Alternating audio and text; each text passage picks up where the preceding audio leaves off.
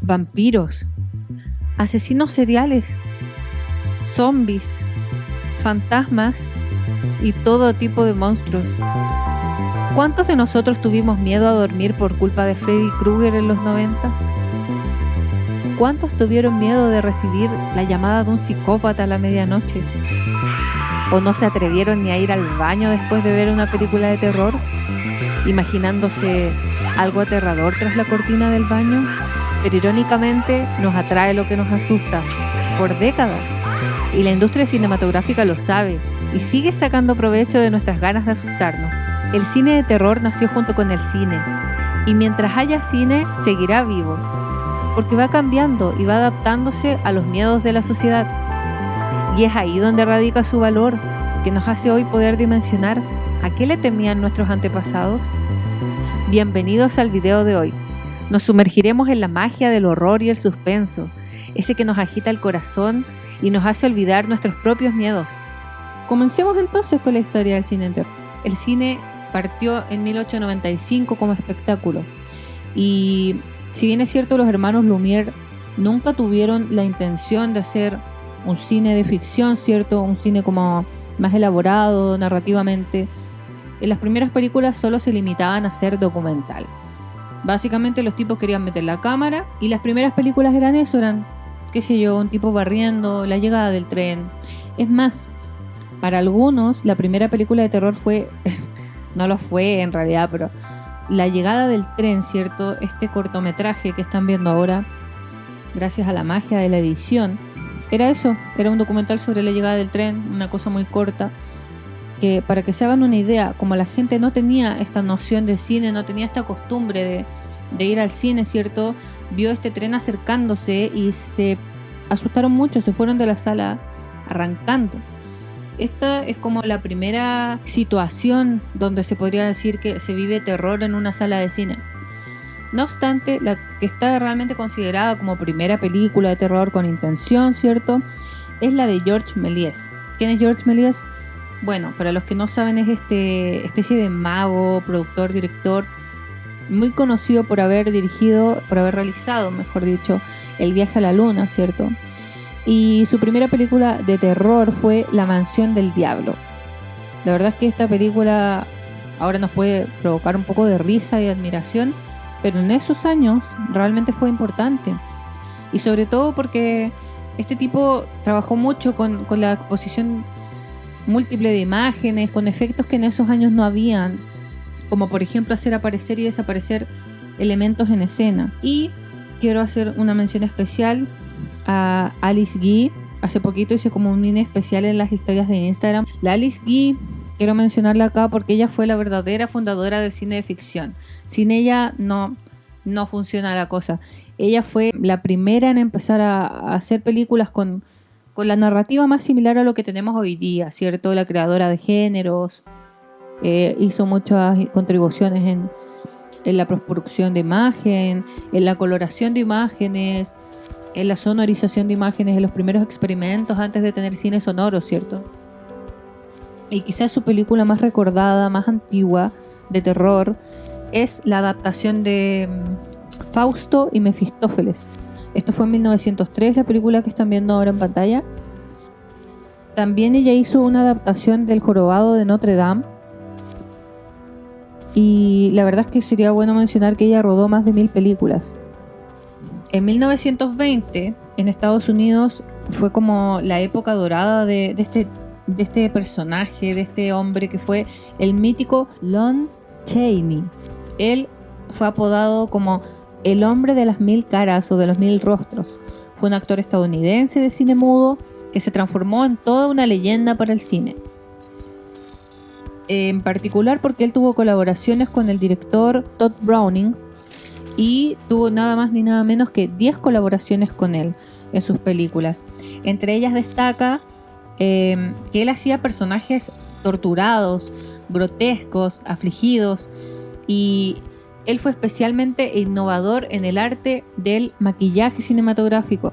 Así que por supuesto que fue influencia grande para lo que se hizo después de sus trabajos. Personificó El jorobado de Notre Dame en 1923, cine mudo por supuesto. También fue Eric en El fantasma de la ópera en 1925, esta adaptación, ¿cierto?, del conocido libro. Es súper linda la película, por si la quieren ver.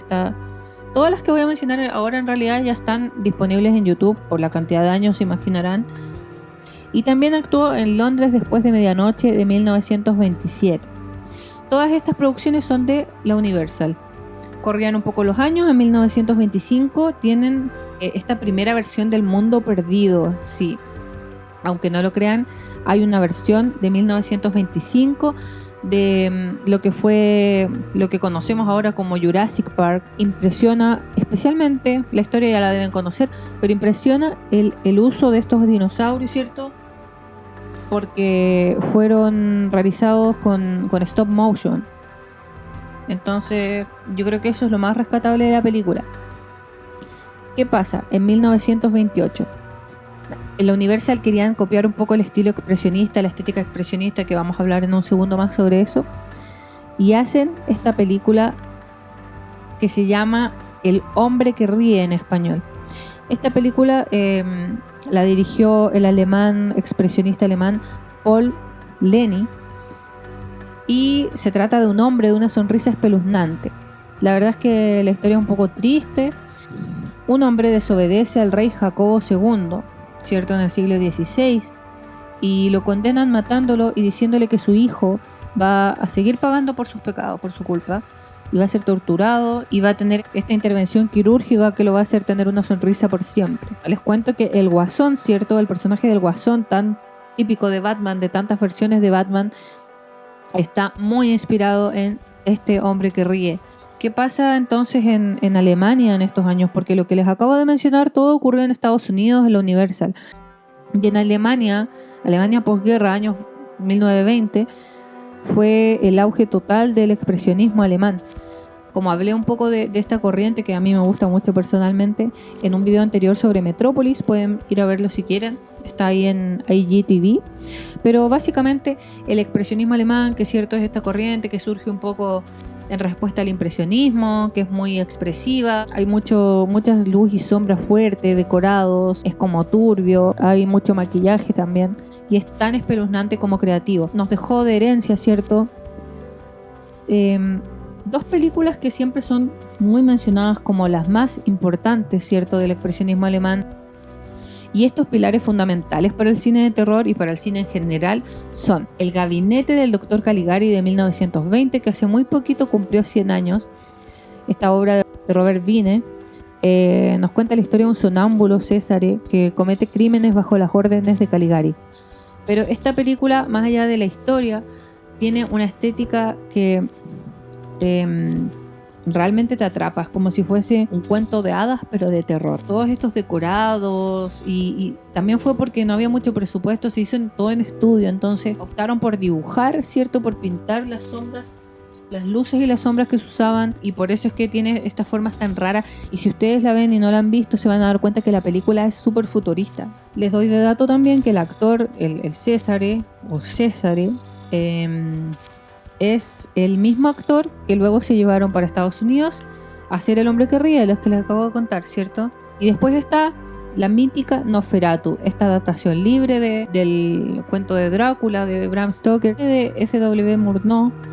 Se ha transformado realmente en una especie de vademecum del cine de terror. La verdad es que muchos planos, muchas cosas de la forma de hacer cine aquí en esta película, en muchos aspectos narrativos, en las luces y sombras, en la actuación, sobre todo en la forma de contar la historia. Yo siento que esta película es muy adelantada para su época y resiste muy bien el paso del tiempo, así que seguro que si no la han visto y la ven ahora la van a disfrutar mucho. A diferencia de otras películas de cine mudo, a mí personalmente me gusta mucho el cine mudo, pero admito que puede ser un poco difícil de ver hoy en día para, no sé, gente más joven. Y pasa con Nosferatu, que resiste el paso del tiempo muy bien. Esa yo creo que es el concepto correcto. Otra película alemana que también es importante de mencionar es Fausto. También es como, ¿se acuerdan de la película que les mencioné al principio de Alice Guy? Bueno, esta también es una historia de esa leyenda popular alemana. La historia es un investigador, cierto, anciano, que vende su alma al diablo a cambio de juventud eterna. Se enamora de una mujer y la seduce gracias a la ayuda de Mefistófeles. Pero esto trae consecuencias. Muere la mamá de ella y su hermano. Y pasan una serie de situaciones que, bueno, no voy a hacer spoiler en esta, pero se imaginarán la serie de situaciones que pueden suceder después de venderle tu alma al diablo, ¿no? Es como obvio que nada puede salir bien de eso. ¿Qué pasa en 1931? Ya tenemos cine sonoro. Todo lo que les mencioné hasta ahora era cine silente, ¿cierto? Cine mudo. Así que todas las versiones que pueden encontrar, por ejemplo, en YouTube, son películas que han sido musicalizadas ahora. Normalmente las películas de cine mudo se musicalizaban en los teatros donde se exhibían, ¿cierto? Según lo que hubiese disponible. Para lugares más pequeños se musicalizaban solo con piano, y para teatros más grandes o más lujosos con banda sonora, con orquesta. Pero todo en tiempo real. En 1931, con el cine sonoro, llega una gran leyenda también para el cine de terror, mucho antes de que se hablara de asesinos seriales en el cine. Llega esta historia inspirada en un cuento real de un asesino de niños en Düsseldorf. El vampiro de Düsseldorf se llama la película, de Fritz Lang, el mismo director de Metrópolis, de la película que hablé hace poquito. Básicamente es esa la historia. Un psicópata secuestra a niños y la policía no logra capturarlo. Entonces un grupo de marginales, entre comillas, un grupo de otros tipos que habían estado en la cárcel, se preparan para ellos mismos encontrarlo. ¿Qué tiene de particular esta película? Aparte de ser una tremenda obra maestra, por supuesto, es muy recordada porque fue una de las primeras en usar una canción característica para un protagonista, un silbido característico. Ahora avanzamos un poco a los años 30, que fue la época dorada de monstruos en Estados Unidos. Fue la época dorada de monstruos de la Universal, para ser más exacta. Esto se vino gestando, por supuesto, desde los años 20, pero tuvo su mayor auge en estos 30. ¿Qué películas sacamos de aquí? Tenemos Drácula de 1931, ¿cierto? Aunque no lo crean, no es la primera versión que se hizo, pero es una de las primeras versiones, dirigida por Todd Browning. Y adivinen con qué actor, con Bela Lugosi. Este tan conocidísimo Bela Lugosi actúa en este Drácula. Luego tenemos otra tremenda historia de culto, ¿cierto? Frankenstein. ¿Y qué pasa con Frankenstein? Bueno, es la misma historia de la típica basada en el libro de Mary Shelley, pero quiero mencionar que esta película, con la actuación de Boris Karloff, tuvo una serie enorme de remakes. Más que de remakes, no, quiero decir, tuvo una serie de secuelas después que se hizo, interminable, así casi que toda la familia de él. Pero las más importantes a mencionar son Frankenstein, ¿cierto? Esta historia del científico, ¿cierto?, que crea un ser viviente con cadáveres robados. Y después la otra interesante o más importante de mencionar es La novia de Frankenstein de 1935. Esas dos. Después hubo una serie enorme de secuelas de Frankenstein, la novia, la abuela, la tía, el hermano, ya fue como demasiado. Hartas de las películas de las que vamos a hablar hoy tuvieron muchos remakes, no les voy a mencionar todos porque me da un poco de lata a mí, como esta situación de fábrica de salchichas, ¿cierto? Que en Estados Unidos las películas les funcionaba una vez y las querían repetir y repetir y repetir, como que de un comienzo estaba este interés como tan comercial en el cine de querer ser grito y plata. Otra película súper curiosa de mencionar es Freaks de 1932. Esta peli, aunque no lo crean, estuvo prohibida en Reino Unido, estuvo prohibida en varios países, y nos cuenta una historia súper peculiar de fenómenos, entre comillas. En realidad son personas que realmente trabajaban en circos, eran exhibidas en circos. ¿Qué personajes teníamos en Freaks? Personas con deformidades, con enanismo, mujeres barbudas. Y esta película estuvo súper mal recibida, a la gente no le gustó. Lo que se piensa es que no les gustó por el idealismo que reinaba en esa época, ¿cierto?, en Estados Unidos más encima, y también porque les provocó desagrado esta idea de monstruosidad, porque esta idea de monstruosidad que se invirtió. Es decir, en la película los monstruos eran los normales y la otra gente, entre comillas, sin esta monstruosidad, la gente como bonita o normal eran como los que realmente actuaban sin criterios. Entonces, en ese tiempo nadie pescó la película, la censuraron mucho, pero muchos años más tarde la película terminó siendo toda una obra de culto. Así que hoy día seguro han escuchado hablar de ella. En 1932 se realiza lo que sería la primera película de zombies, White Zombie, zombie blanco, pero no se imaginen el típico zombie que conocen ahora. Se trata de que una pareja de enamorados visita Haití y un maestro de vudú se apodera de la novia de otro hombre en su castillo aldeano. Esta película tiene de especial el ser muy sugerente, muy como una especie de terror implícito, ¿ya? Entonces no es todavía el tipo de zombie que quizás conocen, pero sí de seguro es la primera película de zombies en la historia del cine. Y sigue siendo recordada por eso. Ya. ¿Qué tiene de especial White Zombie también? Que sería bueno mencionar, es que actúa Bela Lugosi, el mismo que hizo Drácula. En 1933 llega esta película que tuvo un lote enorme de secuelas después de cinematográficas, tuvo otras versiones o combinaciones, ¿cierto? Es King Kong. Este que quizás sería como uno de los personajes más clásicos de la cultura pop. Tiene nada más ni nada menos que 8 películas e incluso un crossover con Godzilla, de esta película japonesa, ¿cierto? Godzilla, en 1962.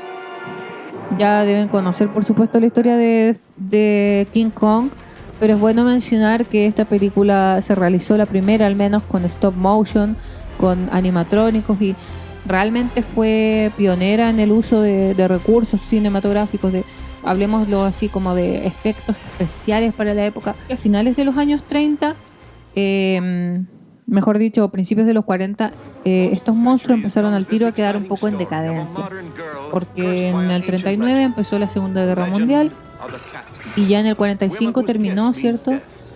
En el 45 termina la Segunda Guerra Mundial, entonces muy probablemente el mundo estaba viviendo un escenario tan hostil, tan complicado, que ya tenerle miedo a los monstruos que antes le tenían miedo realmente no tenía ninguna relevancia. Los terrores cambiaron, los terrores de la humanidad cambiaron, y llega un nuevo cine de terror donde destacan producciones de Val Lewton de la RKO Radio Pictures. Era una productora de, entre comillas, bajo presupuesto, que realizó, voy a mencionarles ahora 2 obras que también pilares fundamentales del cine de terror. La primera es Cat People, que se traduce como Mujer Pantera en español. En inglés sería algo así como Gente Gato, o Gente Felina, pero en realidad se trata de la historia de una mujer pantera, ¿ya? Esta película de 1942, producida por Val Lewton, realmente es un precedente importante para lo que es el cine de suspenso, lo que es el cine de terror sugerente, lo que es un cine de terror elegante. Con muy pocos recursos hacen que todo sea como muy bien ejecutado. Si ves la película, no tienen el presupuesto para mostrarnos de verdad esta transformación de Mujer Pantera, pero logran con las imágenes sugerirnos estas transformaciones en la película. Entonces, esto es lo que realmente hace que sea tan de culto hoy día esta película. Y por supuesto es muy linda estéticamente, la fotografía y todo es muy especial. ¿Qué pasa con Mujer Pantera? Es una mujer que cuando sentía emociones fuertes como por ejemplo amor, pasión, odio, envidia, celo, se transformaba en pantera. Ella se lo advierte al tipo con el que se casa, pero él no le cree mucho. Y a medida que transcurre la película, como no pasa nada entre ellos, como que él se empieza a fijar en otra compañera de trabajo, en otra amiga, y bueno, se desata ahí las transformaciones de pantera. Otra película que también produjo, ¿cierto?, el Val Lewton, este gran productor de la RKO Radio Pictures, es Yo anduve con un zombie, en español. Esta película de 1943 también es un precedente, ¿cierto?, en el cine de terror, en el cine de zombies, en el uso del suspenso y en enseñarnos en el fondo cómo puedes hacer una película tan perfecta, tan elegante con poco presupuesto. Y sobre todo sin tener que mostrarte en pantalla zombies reventándose o algo así.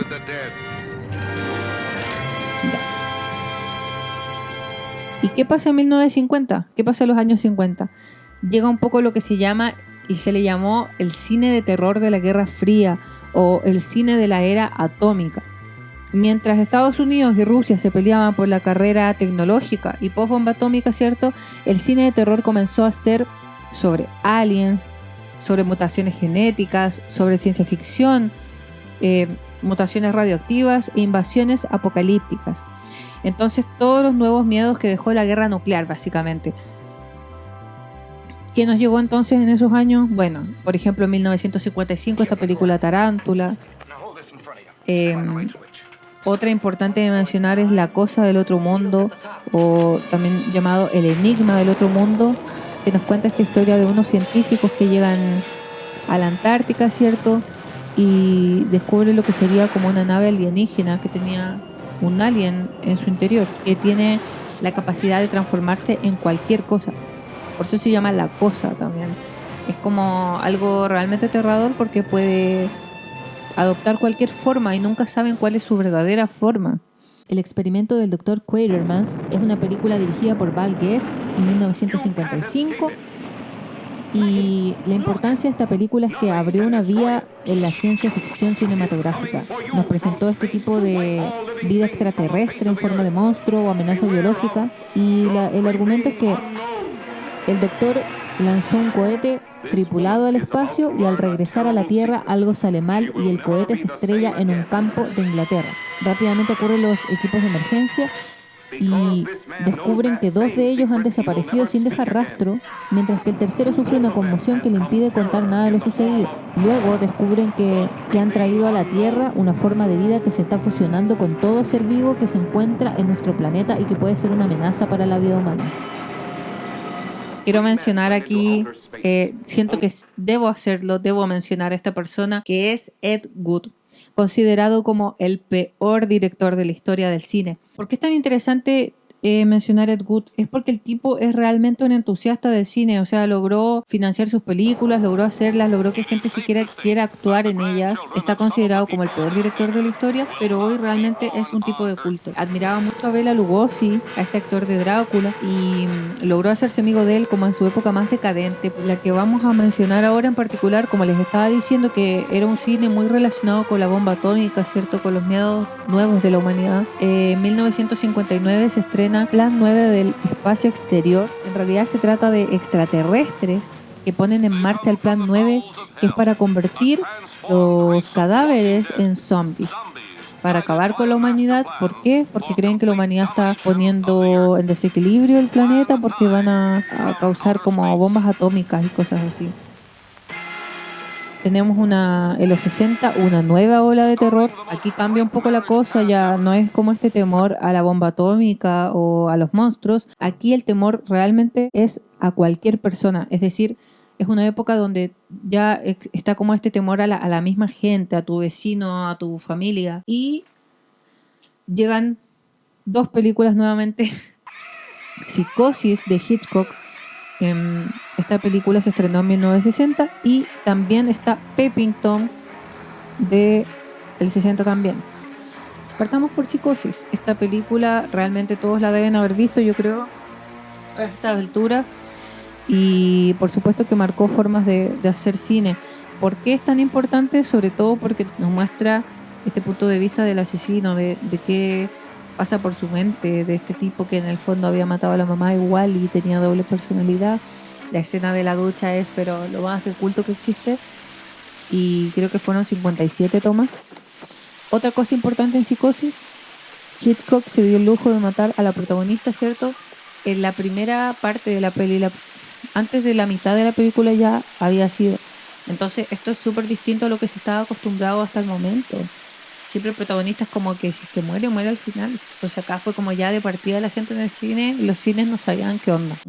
Después Hitchcock siempre decía que esta película en realidad para él no era de terror, fue como una broma de cine negro, que quiso ser una broma de humor negro. Y en ese mismo entonces, cuando se estrenaba esta película, se estaba estrenando en Inglaterra la película llamada Peppington, el fotógrafo del pánico, de Michael Powell.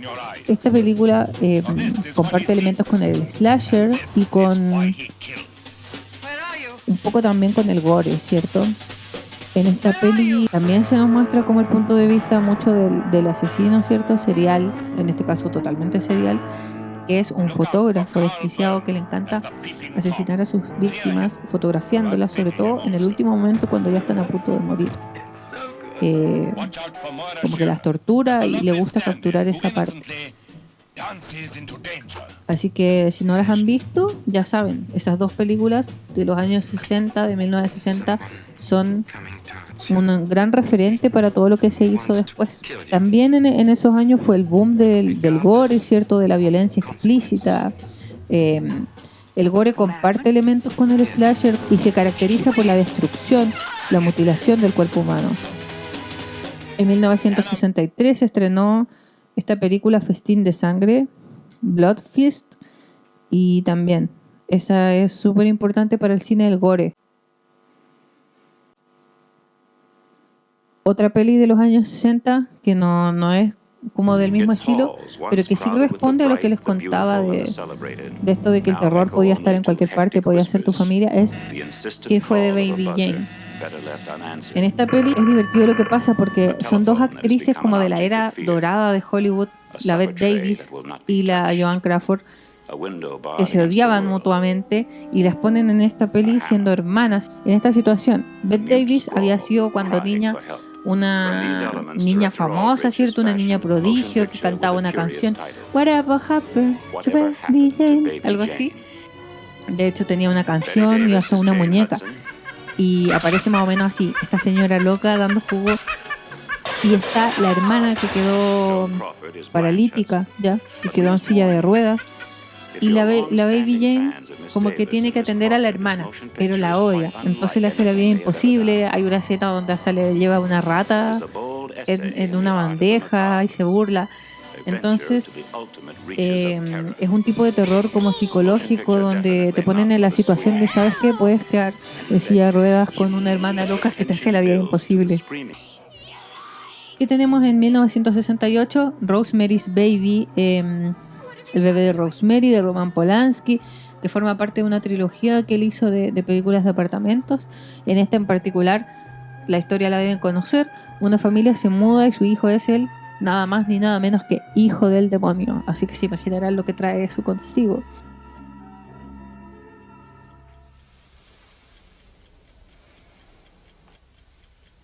En 1968, George Romero cambia para siempre el cine de zombies que se venía haciendo desde White Zombie en 1932, con una saga de películas de zombies. La primera es La Noche de los Muertos Vivientes, que empieza con Bárbara y su hermano George visitando la tumba de su padre, hasta que George es atacado por un zombie. Bárbara corre y corre, perseguida por un zombie, y llega a una casa, se encuentra con otras personas que están también escapando de la misma situación y se quedan encerrados mientras la televisión informa que personas muertas recientemente regresaron con vida y están cometiendo asesinatos. Y desde el Pentágono informan que han descubierto que la única forma de que estos zombies mueran, ¿cierto? De que estos seres puedan morir es con un tiro o un golpe fuerte en el cráneo.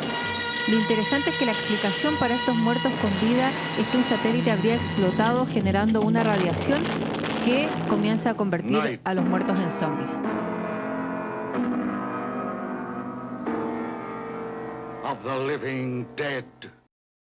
Llega a los años 70 y aparece este subgénero del terror llamado ecoterror.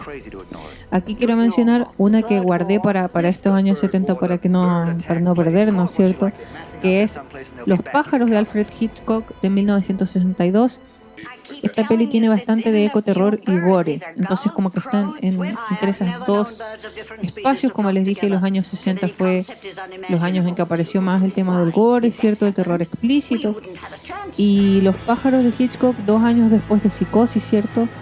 nos mezcla un poco de las dos cosas, del ecoterror y el gore. ¿Qué es el ecoterror?, se preguntarán. Bueno, el ecoterror les cuento que es cuando hay una presencia antagónica de una especie no humana o animal, que es básicamente como que los animales de pronto se vuelven locos y te atacan. O sea, eso pasa a los pájaros de Hitchcock. De pronto algo desata la llegada de otro pájaro, cierto, medio exótico, al parecer con la protagonista, desata que los pájaros se vuelvan locos y empiecen a atacar a la gente. Entonces, ¿cuáles películas tenemos de referentes en el ecoterror? Bueno, esta primera, entre comillas, Los pájaros de Hitchcock, ¿cierto?, del 62. Tenemos 1975, la tan conocida Tiburón de Steven Spielberg. Está Ballenas Asesinas de 1971. También está Pirañas, etcétera. Todas con la misma lógica de los animales volviéndose locos y atacando. En 1978, John Carpentier realiza lo que sería uno de sus más grandes éxitos, Halloween. Esta película tuvo nada más ni nada menos que 11 secuelas. La historia de un asesino desquiciado enmascarado. Arma un poco lo que sería las formas de hacer cine slasher, con este asesino loco que empieza a perseguir normalmente un grupo de jóvenes, ¿cierto?, que los va matando de a poco, que siempre queda una chica al final, y otros tipos de lugares comunes que aparecen en este cine slasher. No quiere decir que todas sean así, pero arma un poco la fórmula. En el 73 llega El Exorcista, esta película que nos cuenta la historia de una actriz, ¿cierto?, que llama a sacerdotes jesuitas para exorcizar a su hija de 12 años. En 1976, Brian De Palma nos regala este clásico del cine de terror titulado Carrie, basado en una novela de Stephen King del mismo nombre, que trae la historia de Carrie, esta adolescente que es víctima de bullying por parte de sus compañeros de clase y que descubre que tiene poderes telequinésicos. Esto llega a su clímax cuando es la fiesta de graduación y los compañeros le tienden una broma muy pesada a la Carrie, que termina definitivamente vengándose de toda la clase. Así que si no la han visto, sí o sí tienen que verla. En 1977, el director italiano Dario Argento nos regala esto que yo llamaría como un cuento de hadas de terror llamado Suspiria. Suspiria se trata de la historia de una chica que llega a perfeccionarse a una prestigiosa academia en Alemania, y ella es estadounidense, se llama Susie, y llega a este ballet, y desde un comienzo empiezan a pasar cosas paranormales, y sobre todo impacta al comienzo de la película porque muere una de las chicas del ballet que habían recientemente expulsado de la academia. Muere en el departamento de una amiga de una forma muy salvaje, que es una escena super gore en el cine, y la película en general llama mucho la atención por su estética totalmente saturada de colores, medio psicodélica, medio con paralelo a esto, una música experimental y luces, el uso de las luces como luces artificiales de colores verdes, azules, rojos, nos envuelve y es como imposible no querer verla completa. La película es súper entretenida y súper creativa, ¿cierto? No conozco otra que les pueda mencionar que se parezca a esta. Y ha pasado a ser hoy una película de culto. Hace poco se hizo un remake que la verdad no he visto aún. Soy un poco reacia a ver los remakes, pero me parece que la crítica estaba buena con ese, así que es probable que lo vea. Ha dicho en entrevistas que una de sus inspiraciones para esta película fue, aunque no lo crean ustedes, Blancanieves, así que eso explicaría mucho de la paleta de colores de la película. Otra película interesante de mencionar en el 77, Eraserhead, Cabeza borradora de David Lynch, que por supuesto muy surrealista como todas las de él, pero esta especialmente perturbadora. Nos muestra cómo esta pareja tiene un hijo que termina siendo una especie de alien. Lo plantean como algo realmente horrible tener un hijo en la película y como muy ajeno, ¿cierto? Como muy diferente, muy extraño. En una parte la mamá se va, no soporta el llanto de la guagua y se queda el protagonista con este bebé alien y termina, bueno, no les voy a contar para que la vean. En el 79 llega Alien, la primera película de Alien, porque después se hicieron muchas secuelas. La primera, Alien, el octavo pasajero, que en el fondo nos pone la situación de qué pasaría con la exploración espacial si avanzara la tecnología. Este grupo de astronautas, ¿cierto? Que se dan cuenta que tienen un pasajero un poco terrorífico en su nave. Y avanzamos más a los años 80, donde vuelven los monstruos. Me falta mencionar una. Me falta mencionar esta película terrible. La más desastrosa, la más sanguinaria. No sé qué palabra usar para describir esta película. La masacre en Texas, del 79. Esta peli de Masacre en Texas realmente es como icónica para este género gore, ¿cierto? Es como muy física. Y también sigue esta misma dinámica de asesinos seriales que terminan atacando a un grupo de jóvenes estadounidenses, por supuesto, y de cómo llegan hasta el final, hasta la última chica. No los quiero spoilear tampoco, pero sí les cuento que hay dos hermanos, ¿cierto? Un hermano y una hermana que se enteran por la radio que la tumba del abuelo en otro pueblo fue profanada, y se dirigen y descubren que no fue así, y empiezan a ser perseguidos por una familia de caníbales, nada más ni nada menos que dos hermanos y un abuelo caníbales que los persiguen con sus motosierras. Y yo creo que ya están viéndolo en las imágenes y se pueden imaginar. En los años 80 aparece un rey de la ciencia ficción, que es el canadiense David Cronenberg, cierto, que nos dejó películas tan importantes también para el cine de terror como Scanners, por ejemplo, donde se trata de un grupo de personas que poseen la capacidad de la telepatía, cierto, y de todo lo que se imaginarán que pueden lograr con eso, todo lo negativo que se puede lograr con eso. Y esto en la película fue debido a que las madres de estas personas tomaron unos medicamentos cuando los estaban esperando. Luego en 1984 nos deja a Videodrome, que probablemente sea la película que predijo la Deep Web, ¿cierto? Se trata de un tipo que está viendo televisión. Entonces el tipo se empieza a obsesionar con esto, no poder saber cuál es la fuente de las imágenes. Y bueno, y termina como también volviéndose un poco psicópata, ¿no? Y la otra película que nos deja, ¿cierto?, es este remake de La Mosca. Se imaginarán qué pasa si mutas genéticamente con una mosca, producto de la teletransportación.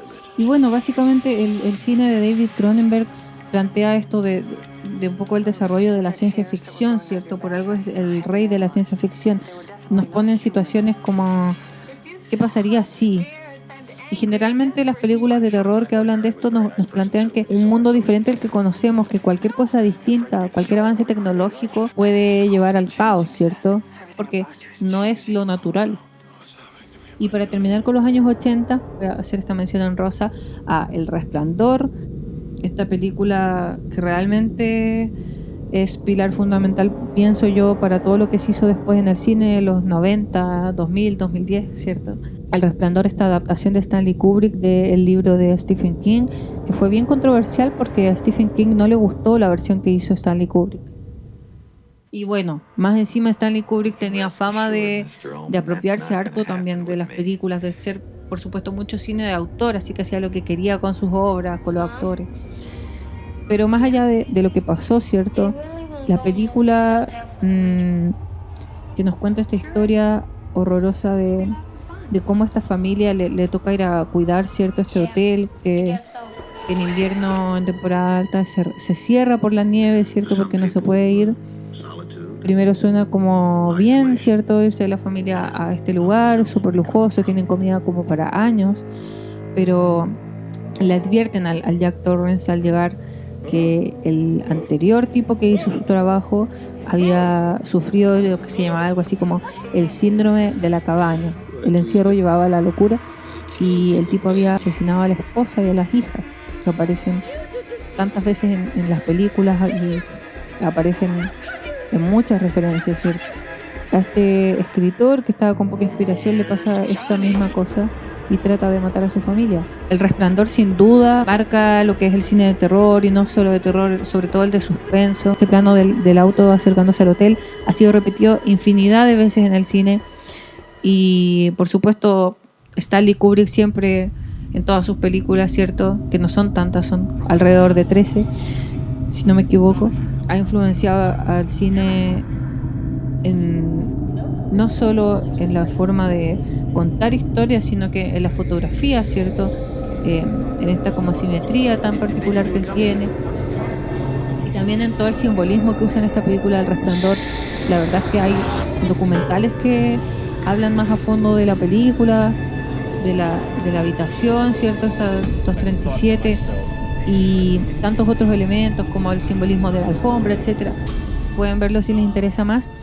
Y no podía faltar este clásico por excelencia que arruinó mi niñez, llamado A Nightmare on Elm Street, o Pesadilla en la calle del infierno, ¿cierto? Esta película con Freddy Krueger que nos cuenta la historia de un grupo de adolescentes que sufre pesadillas horrendas por culpa de este hombre deforme que tiene garras de acero, que los persigue, ¿cierto? Lo inquietante de la película es que de pronto los hechos de las pesadillas comienzan a tener repercusión en la vida real. Esta película tuvo una serie de secuelas en los años 90 y 80, incluso un crossover con Jason. En la segunda parte de este video que nos espera, les adelanto que vamos a hablar sobre las películas más importantes de los años 90 en el terror, que son tantas que quise hacer un especial aparte, ¿cierto?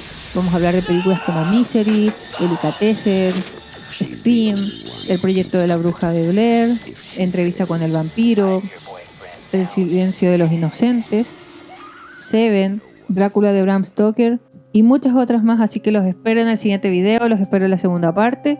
Porfa, compártanlo si les gustó.